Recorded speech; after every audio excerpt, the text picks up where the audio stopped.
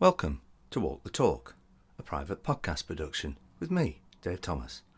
Thank you for downloading this edition of the programme. I do hope you enjoy it. Chief Inspector Jackie Hirst is an operations manager and force incident commander within the Lancashire Constabulary.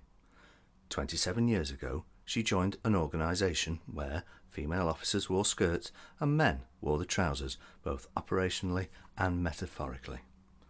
A lot has happened to Jackie and that organisation she joined all those years ago. Born and bred in Lytham, a family firmly rooted in Liverpool, Jackie wanted to be a police officer from the age of 13. Her parents rather sensibly persuaded her to go into further education on leaving school, and she became the first person in her family to go to university. Jackie's first posting was at the south end of Blackpool, which she described as a baptism of fire, armed only with a police-issue handbag and handcuffs, a far cry from today's modern uniform. Jackie performed a variety of roles and started to gain traction on the promotion ladder. However, that was about to come to an abrupt end when Jackie received the terrible news that her husband was diagnosed with terminal cancer. 15 months later, he lost his fight for life. Jackie described her life during that time as a blur, but several months later she decided to return to work, taking up a management post at Lancaster. After several more months and encouragement from her home boss, she took up an operational command role and in 2014 was promoted to Chief Inspector. Jackie's recently been elected chair of the Women's Network, known as Inspire Women in Policing. Those that know Jackie will say she genuinely cares about her staff. So who better to spend the next half hour exploring the role of women in policing, sexism, and that awkward subject, women's things. I'm delighted to say she joins me now. A few years ago, a book was published called Men Are From Mars and Women Are From Venus about communication and relationships. Apart from the obvious comparisons, are men and women really that different? Or is it more down to personality, where in a sense everybody is different? Well, I think the quote where you say, in a sense, everyone is different is correct. I can't argue with that. I do think apart from the obvious physical differences between men and women, we are different. I think from my own personal experience, I've recognised that in the 27 years of policing experience I've had.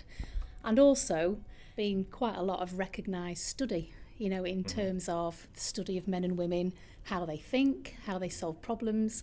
And yes, we absolutely are different. I think the issues we often have is failing to recognise those differences especially within a working environment, and probably more importantly, within personal relationships. So for me, especially my role as chair of Inspire, it's about how we can work together to A, recognise differences, B, accept and acknowledge them, and look for ways of how that can lead to productive working relationships. Well, it's interesting you say that because, for years we've talked about equality across the board, but is it more equity than equality these days?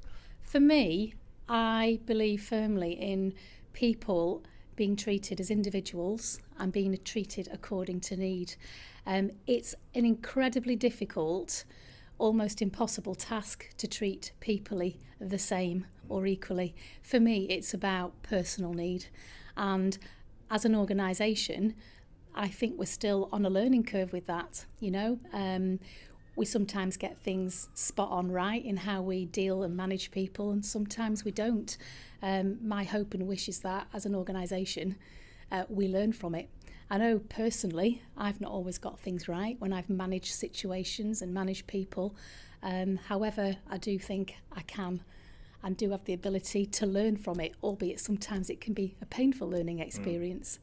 For me, it's about treating people according to their need, and that can often be perceived as different. Well, factually, it can be different in terms of treating people according to need, and I appreciate sometimes that can come across as an inequity in terms of how that person or individual is treated, managed, etc. Well, yeah, I mean, it all goes down, and certainly a few years ago, this positive bias, whatever you want to call about it, there was all sorts of controversies about that at the time, wasn't there? There was, and even, for example, even today, I think there's a lot of misconception and misunderstanding around the legislation around positive action versus positive discrimination. Positive discrimination is illegal. Positive action, in particular where you have a genuine occupational qualification, and that means basically you have a certain underrepresentation within a certain group, within the workplace, for example. That's when legally you are allowed or enabled to facilitate some support, some coaching, whether it's physical, practical, peer-to-peer, in terms of gaining a more equitable representation within that group of people. Well, you already mentioned the fact that you've become the chair of the Women's Network. So what is it, why is it necessary, and what are its key aims? Well, the Women's Network was first launched in May 2005, and on its 10th anniversary it was rebranded as Inspire Women in Policing, often sort of shortened to Inspire. I mean, the network was first established, Dave, to encourage more women to be involved in the constabulary's decision-making process, and also to develop a network of professional and social contacts between women at local, national and hopefully international level. So that's the broad sort of aim of Inspire. Currently, our aims involve providing encouragement, mentoring and coaching to support career development, and hopefully to inspire women to achieve full potential within the workplace. It's also to create opportunities about sharing experiences with other women in the constabulary, and with that, other women and their families. Because for me, in my role as chair, I want to provide a real focus for women and their families. For every individual in the organisation, whether you are a woman or in a relationship with a woman in the organisation, there will be some kind of shared experiences around certain issues and themes. We also want to raise awareness and provide information and advice on a range of gender-specific issues. We want to establish a forum that aims to influence constabulary policies and procedures. So that may be around certain issues such as maternity, paternity, IVF, fertility treatment, flexible working, and again that's focused on women and their families. We also want to strive for proportionate representation in specialist posts, which is an age-old challenge, and supervisory and management roles. We want to provide opportunities for personal and professional development to all staff, and in particular with regard to gender issues, and to offer all members of staff the opportunity to develop an insight into issues which affect women and their families. Now, I've sort of reeled off there the aims. Now, those aims have been with us for about 10 years. Interestingly, we're going to revisit them. We formed at the recent AGM in July. We had a fantastic attendance. DCC Gambling attended as well to support the cause and to help us network and spread really the ethos of Inspire. The exec committee was formed because one of our aims was to get a better representation on the exec committee, which would include police staff and also male representation, which we've now been able to achieve.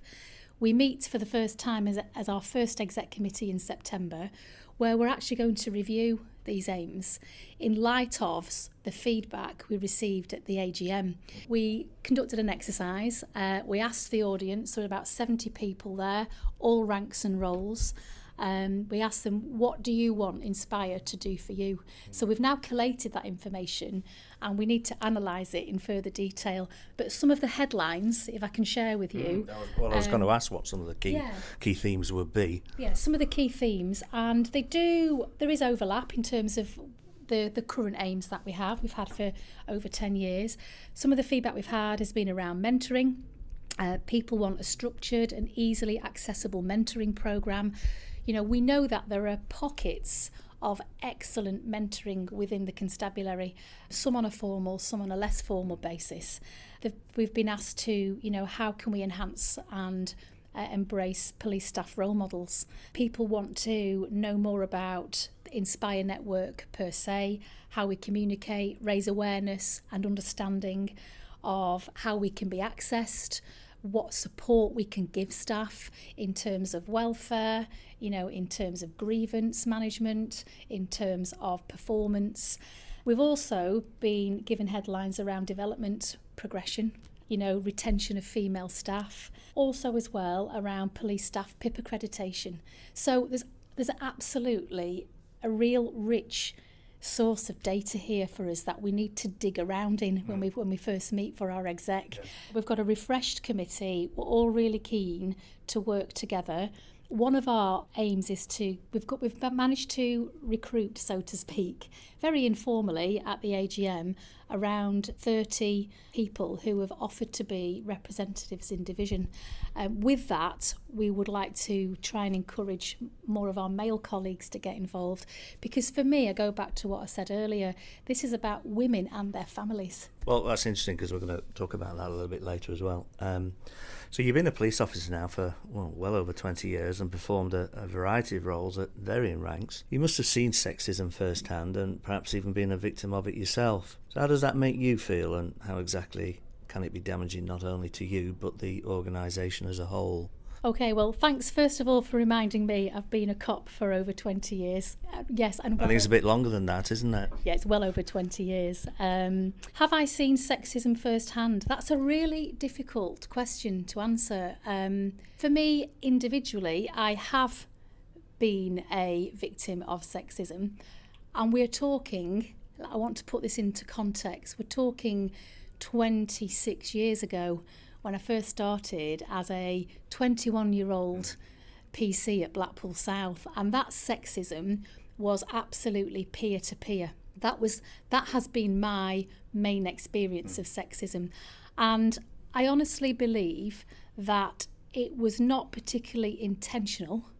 It was the culture at the time, born out of ignorance, born out of what I have now learnt from 26 years of life. And being a cop and being a supervisor and a manager and a leader. So, and that sexism was, I guess you could have explained it as banter. Sometimes there was, it might have been, for example, a colleague patting me on the bottom. Right. Don't get me wrong, they were given short shrift to never do it again, because I was a confident, and I am a confident individual who is able to hold my corner. However, I recognise there may have been other female colleagues, now I didn't even give it a thought at the time, that may have been experiencing this but didn't feel as though they had the voice or the confidence to say. That was my initial experience, and part of that as a young, naive officer was this is about being accepted and about belonging to the team. You're almost making a sacrificing your own feelings and that behaviour so you could fit in. Absolutely. And whilst I was very confident in saying don't ever do that again, I was very conscious that potentially standing up for myself could have alienated me from the rest of my team. Now, when all was said and done, I worked with a fabulous team, a great sergeant, and I had a blast. Blackpool South in the early 90s, crazy place, but what a brilliant place to work and cut your teeth as a cop. Sexism in terms of, my experience thereafter, it's very difficult to determine. I don't believe for 1 minute that Lancashire Constabulary is a sexist organisation. Quite the opposite. There is significant awareness, effort, commitment to strive to be an inclusive organisation. That's not without its challenges. We're a big outfit. I think sexism, if you were looking at it today in my personal view and from my experiences, it's probably more hidden and potentially born out of lack of awareness, knowledge and understanding. For example, we often hear from our members, from female colleagues, that they often feel begrudged by the fact that they are receiving, obviously, maternity rights and issues around pregnancy to facilitate appointments, etc. And they often feel as though that their male colleagues think they're given privileges, where actually it's their legal right and it's all very well recognised and documented in constabulary policy. I think it highlights potentially that some people may not understand the implications of maternity and pregnancy on that individual and their baby. However, that said, I do think we've made significant strides positively in that direction, in terms of, for me, it's around education. It would be interesting to get some feedback from our male colleagues about their perspective on that, in terms of when their partner may be feeling begrudged by other male colleagues, which they see as a privilege, rather than actually this is the not just the legal right of an individual, but it's the right thing to do. And I think sexism sometimes is well meant, and what I mean by that is that so you get older guys that would say a comment where they would see it as a compliment, but perhaps in the modern age we would see it as perhaps something a little different. Absolutely, and I think that again is very much down to individual perception, experience, how people think, and quite often it's, as you say, it's well intended. I don't think there is any significant amount of sexism, if you want to call it, within the workplace which is actually intentional. I think that is extremely rare. Right, as we all get older, all women at some point will encounter the menopause. Believe it or not, there will be guys listening to this who won't have a clue what that means. Perhaps worryingly, some of them will be supervisors and senior leaders. So what is the menopause and what are the effects? Right, the menopause is not a dirty word. I'd like to clarify that. Yes, I think we are on a learning curve as an organisation around our awareness with the menopause. The menopause is, the factual description is, it's when a woman's reproductive system comes to an end. So a woman can no longer reproduce. Most people, or many people within our organisation, are experiencing what's called the perimenopause, which is where you get most of the symptoms associated with the menopause bearing out, whilst your body is adjusting itself to end its reproductive life, if that makes sense. Mm-hmm. Now, along with that, there are over, I don't know whether you're aware, you probably are because you are a knowledgeable man, there are over 30 recognised symptoms associated with the menopause, and most of those come in the perimenopausal state. Now, generally speaking, and I'm no expert on this, I can only talk from experience, as I am one of those people who are perimenopausal, and also talking to colleagues and friends who were sharing those experiences. The symptoms can be really widely ranging, from headaches, from insomnia, from restlessness, from sort of certain bodily parts being really sore, from irritability, from pain, from joint pain. There's a whole host, and these are medically recognised symptoms. I think the gap which we organisationally would like to work on is to raise awareness, because for some people those symptoms can be quite extreme. For most people, I think they are able to cope with them and manage them. Personally, what I find really difficult is fatigue. Sometimes I will have a period where I sleep really bad, a time, over a few weeks, and I get chronic fatigue, and I find that particularly hard when it comes to concentrating, memory recall, so I've experienced all that, as have my colleagues. But for some people that can be very extreme, and they could potentially be on the border of coping and not coping. That's when supervisors, colleagues, peers would be able to offer some support or some flexibility.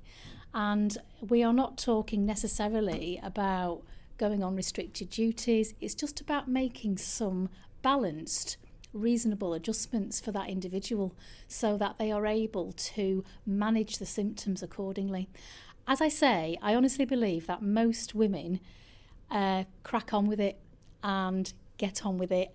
And to be fair, I think that's what's been happening for many years, because it's not been a subject that's even been talked about. No. But we are, as an organisation, we are absolutely getting there with those conversations, because factually our workforce is ageing. There are many much more mature women in their sort of 40 plus who are still frontline officers doing a cracking job and actually very effectively managing their own perimenopausal symptoms.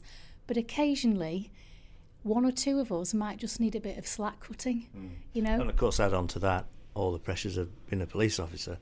On top of all that, and obviously you're a force incident commander yourself and having to make sometimes potentially life and death decisions. And if you're fatigued, under the weather, whatever you want to call it, then, you know, there's factors at play there, isn't there?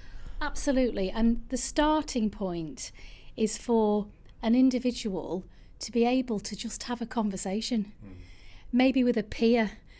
I mean, for some people, having that conversation with their line manager, they've said to me, there's no way I could talk to them about that. They'd squirm, they wouldn't be interested, they wouldn't get it. And I think, gosh, that's a real challenge for us, to be able to, give people who are experiencing the symptoms, perhaps to an extreme situation where they might need a bit of support, through to their supervisors. We also need to support them in terms of raising that awareness. So with that, we do have a menopause action group within the organisation, which is led by Detective Chief Superintendent Sue Clark. It's in its early stages. We're also doing some research and working with colleagues in Cumbria and across the region in terms of the network, just to to share our experiences organisationally and also to learn from each other. Well, it's interesting you mentioned about partners, because for women in a relationship, the menopause doesn't just only affect them, but as you say, their partners. Perhaps in particular male partners, who some have described it as a form of bereavement. And indeed, I know of cases where it's proved too much, resulting in a failed relationship or marriage. So this is another facet that I suspect the organisation has to consider. Absolutely. And, you know, I made reference, I think, earlier to the fact this is not just about women themselves or their supervisors perhaps managing a particular issue around that. The bigger picture is the family, the impact on the family, the impact on husband or female partner. So I think there is some organisational learning to be had from that. I feel very sad when I hear, you know, you say that for some men and perhaps women partners as well, it's been described as a form of bereavement. It would sadden me more to learn that if partners of those women who are experiencing those extreme symptoms are not able to share that with either peers, at least. Yeah. I think from a from a male point of view, I think it's the quality of the relationship, perhaps. Sure, but for me, it gets back to starting the conversation, because as an organisation, if we are able to start having these conversations, I am sure, well, first of all, the conversation starts, and what we have to hopefully anticipate is some level of trust that staff will put in both individuals and organisation to be able to share those experiences and have a response which is compassionate and supportive. I think in all these interviews I've done, that is a very common theme that runs through all of them, is just talking to each other, peer to peer, not necessarily seeing a counsellor or a trained professional. And sometimes it's good to speak to somebody that's actually been there themselves and can say, yeah, I know what you mean. Absolutely. I think empathy is one of the most powerful emotions, experiences anybody can experience. And when you are able to look somebody in the eye and say, look, whilst my experience might be slightly different to you, I can see or feel the parallels of emotion that you are experiencing. That is a really powerful thing, and it builds trust and it builds relationships and it builds our understanding of each other in terms of differences. Because this is what I alluded to before, you know, you asked me the question about men and women being different. Well, absolutely. You know, we approach problem solving in different ways. We consider how we think about things in different ways. And for me, that creates a really interesting dynamic and balance. And for me, there can only be a positive way to that in terms of embracing and accepting those differences. What we often fail to do is recognise those and just get really impatient with each other. Now, you very kindly describe me as a knowledgeable man. I think I'm fairly enlightened. But, I mean, we're talking about this, but, you know, even I'm not sitting entirely comfortably sitting here discussing the menopause with you. Why do you think it is a taboo subject? That's a really interesting question, and I'm asking myself that now. Why is it so taboo? I really don't know, because for me, individually, I feel really comfortable talking about it, but I can only speak for me. I know many of my colleagues who there's almost a shame around it. You know, I think perhaps some of my colleagues who are in the same place as me with symptoms, dependent upon relationships with peers and supervisors, maybe they feel as though they might be ridiculed, they may feel as though it's seen as a weakness. And again, for me, there's parallels here around where we were several years ago around mental health. Boy, have we made progress with conversations around mental health. The organisation has made massive progress around that because, in fairness, that's a very it can be quite widespread and it affects absolutely everybody.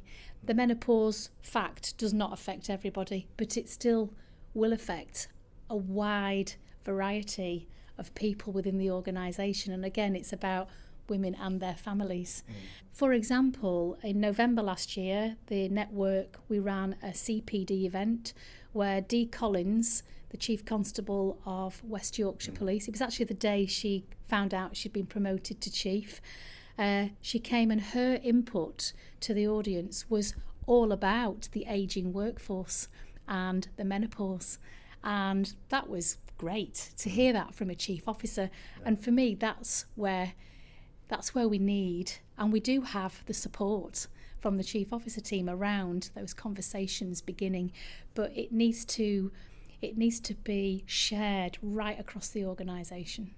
So we're coming towards the end of this interview now. So my final question to you, Jackie, is was there a particular moment when you learnt something more about yourself than at any other time in your life? Oh gosh. Wow, what a belter question that is.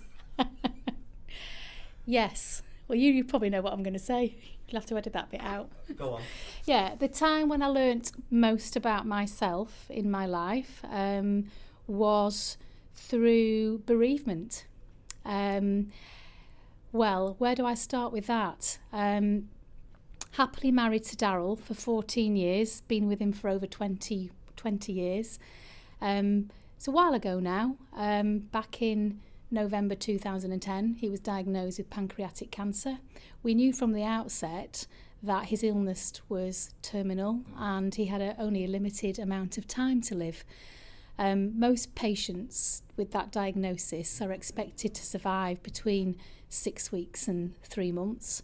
Darryl was amazing and he survived for 15 months. I'll never forget him saying, "I'm not going to accept this as an instant death sentence." He had an incredibly difficult illness, passed away in February 2012, at the time when I'd still decided to do my Chief Inspector's Board.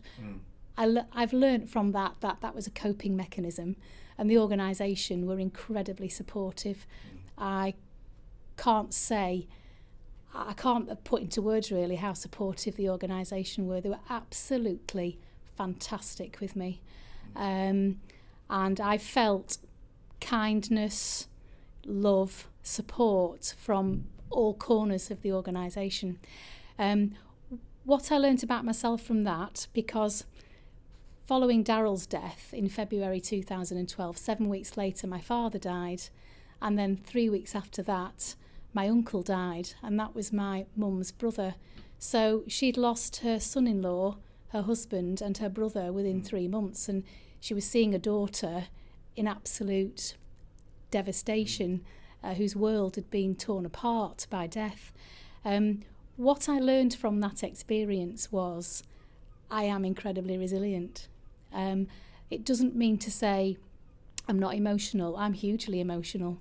But what it taught me in life, and I know this sounds a little bit sort of trite, but for me, do I appreciate every single day that I wake up and get out of bed. And yes, for me, I know I'm a tough old boot. I don't think there's anything in life that would faze me now. That's not to say I still don't get apprehensive, nervous, scared, doubtful. Sometimes I feel, will I be able to do this? But actually, there's nothing in life I don't believe would ever faze me now.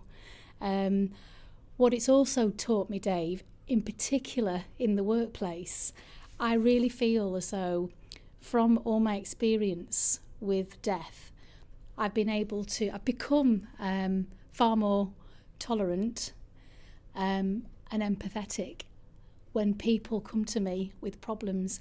Now, for a short time in the early stages of bereavement, I would have found that very difficult to tolerate because it's all about perspective for me. I believe there's been times I've been able to help people see things from an alternate perspective, because for me, and people who know me at work know I have a bit of a thing about the cake of perspective. My analogy of that is, in my life, I was force-fed the cake. I didn't have a choice. It happened. I swallowed the cake whole. But I believe it's enabled me to have a really balanced perspective on life in terms of, there's a promise I made to my husband. He asked me, please, I want you to live life for the both of us. And I've had to make some very deliberate choices in the last few years. One of those deliberate choices was, girl, you've got to live. Choose to live. And that comes with time. And I wouldn't have got there without the support of my amazing family and my brilliant friends, who at times would almost drag me out of bed. Come on, you're coming. And who were hugely kind and respectful. But I know I can bring that into the workplace now, and I've already had conversations with people who are experiencing loved ones with serious illnesses who want to share and talk. And I honestly believe I'm able to listen. I can never fix it. You never can. But I think I've been able to support people, be a listening ear, be able to say, I know what's going on for you. What I can say is that it will get better. You might not believe that now or hear that now, but it will get better. So I think I've been able to have a more sort of, my approach has been with a little bit more humility. Well, you're a good person. We should all take a leaf out of your book. Jackie Hirst, thank you very much. Pleasure. Thank you, Dave.